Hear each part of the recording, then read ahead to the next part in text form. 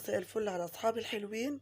ازيكم عاملين ايه؟ يا رب تكونوا بخير. النهارده هنعمل مع بعض طريقه عمل ستريبس.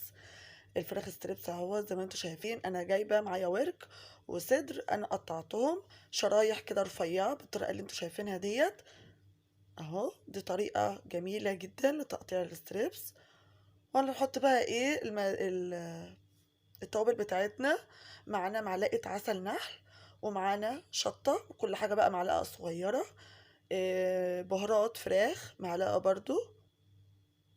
هنحط كمان شوية فلفل اسود، لو عندك فلفل ابيض يبقى حلو برضو، ومعلقة بابريكا حلوة، ومعلقة صويا صوص كبيرة، ومعلقة ايه صغيرة من التوابل، توم باودر وبصل باودر.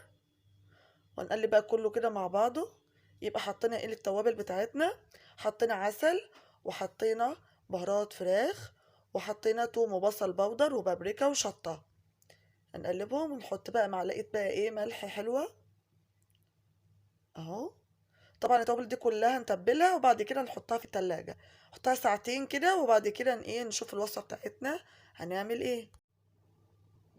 تاني حاجة نبدأ نجيب حلة على النار، ونبدأ نحط معلقة سمنة مع شوية الزيت على النار.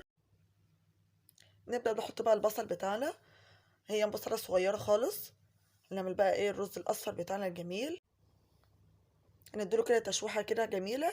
وننزل بقى ايه بالورق اللورا، ونقلبهم تقلبتين حلوين كده. انا مش عايزاه تصفر، انا عايزاه كده إيه تشوح كده. وابدا احط التوابل بتاعتي اللي انا حطيتها في الفراخ، اللي هي توم وبصل باودر وبابريكا وكاري وكركم، وحطيت كمان شويه قرفه وبهارات فراخ.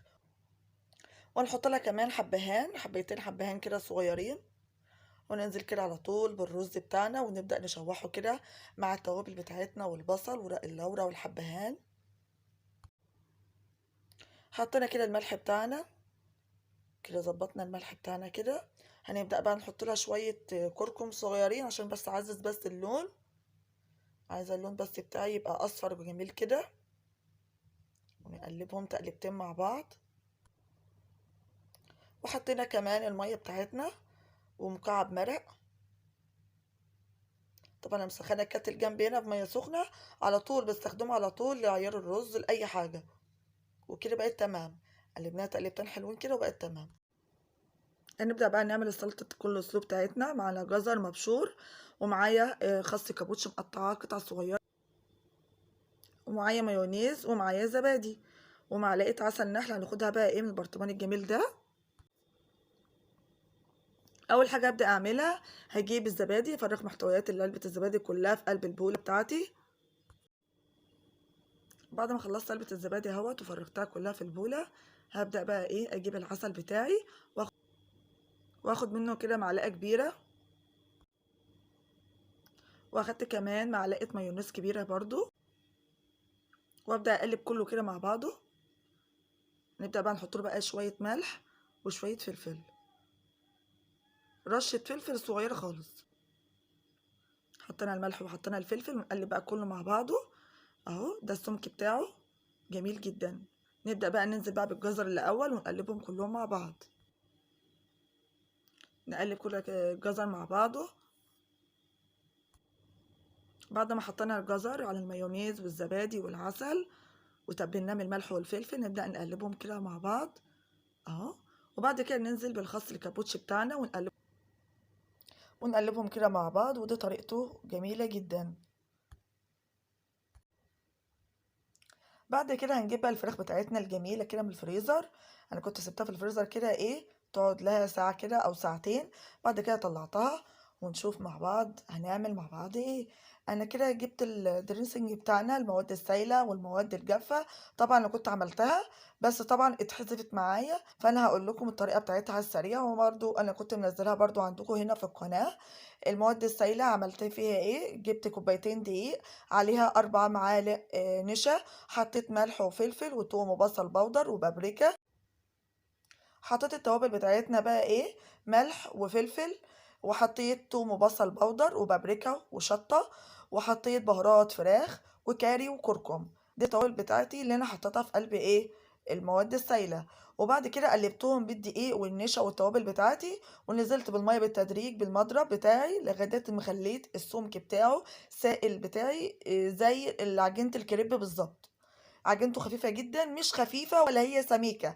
السائل بتاعنا الجميل دوت اللي هو التغليف بتاعنا يبقى وسط. والمواد الجافة حطيت كوباية دقيق عليها نص كوباية نشا، وحطيت نفس التوابل اللي انا حطيتها هنا بس ما عدا الكاري والكركم. حطيت بس البهارات فراخ. هنا زي ما انتوا شايفين انا باخد قطعة الفراخ بحطها في المواد السائلة، وبعدين التغليف بتاع الدقيق، وبعد كده ارجع اكرر نفس الطريقة. هعملها مرتين، وبعد كده يبقى السمك بتاعها ماسك في بعضه، ويبقى الطبقة بتاعتها بتبقى مقرمشة.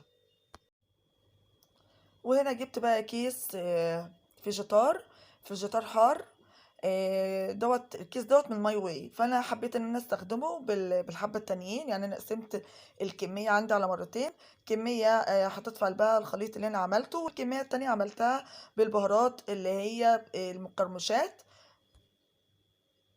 زي ما انتم شايفين طبعا طريقه جميله جدا بالفيجيتار الحار او البارد. هو بيبقى فيه نوعين، انا استخدمت هنا الحار، وهنا استخدمته لطريقتين. الطريقة اللي انا عملتها بالدقيق والمية والتوابل بتاعتي اللي انا عملتها الستريبس بتاعي، والطريقة التانية اللي عملتها بالمقرمشات الفيجيتار. طريقة جميلة جدا. وهنا ده شكل اهوت بعد ما هي خلصت. اهو انا اسمهم على طبقين، كل طبق النكهة بتاعته، واحد حار وواحد بارد. بصراحة تحفة جدا. نروح بقى على البوتاجاز ونبدأ نسخن بقى الزيت بتاعنا. حطينا الزيت بتاعنا اهوت كمية حلوة علشان نقلي فيها ايه الستريبس بتاعنا. طبعا حطيناه في زيت مهوش سخن قوي، مش بيغلي. يعني اول ما الزيت عندنا يبدأ يسخن بنبدأ ننزل على طول بكمية الفراخ الستريبس بتاعتنا. واول ما يبدأ ياخد لون بتاعنا كده بنبدأ نقلب للجهة التانية، يعني نقلب الوش التاني كده. بصراحة تحفة جدا. يعني اولادي كانوا عايزين الوجبة دي تاكلوها بره، فانا قلت لهم اتحديتهم النهارده في الفيديو دوت، قلت لهم انا هعملها لكم في البيت. فطبعا احلى من بره بكتير جدا. طريقة جديدة وطريقة نظيفة، انت تقدري تاكليها في البيت وتعملي اللي انت عايزة تعمليها، حار بارد براحتك جدا. طبعا زي ما انتم شايفين الشكل بتاعها النهائي اهوت. غرفنا الرز وغرفنا كمان الستريبس كمان في الطبق، وعملنا لهم كمان سلطة الكول سلو. طبعا نفس الوجبة اللي هتاكلها بره هيها. انا اتحديتهم النهارده لانه كان نفسهم ياكلوها بره. قعدوا يقولوا احنا عايزين ناكل بره، انتوا بتاكلناش بره، والوجبه بتاعتنا بناكلها بره بتبقى جميله. قلت لهم لا، انا هعملها لكم في البيت بطريقه جدا جميله وتحفه ونضيفه، حاجه انت ضامناها وكمان موفره. هتقدري تعملي بيها ايه الطريقه اللي انت عايزاها بقى. إيه تقللي تكتري براحتك، ممكن تعملي الكميه بتاعتك دي وتقسميها مرتين وهي هنا في الفريزر، وقت ما تحبي تطلعيها بطلعيها. والطريقه بتاعتي جميله النهارده، يا رب